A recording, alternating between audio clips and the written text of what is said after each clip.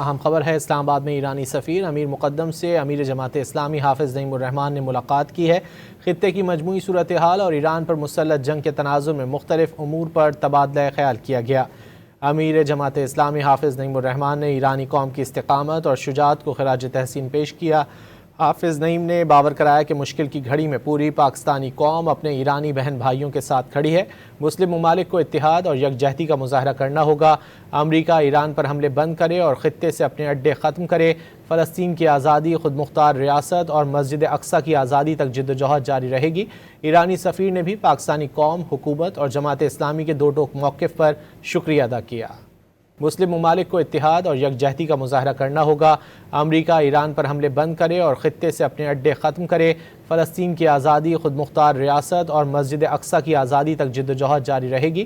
ایرانی سفیر نے بھی پاکستانی قوم، حکومت اور جماعت اسلامی کے دو ٹوک موقف پر شکریہ ادا کیا۔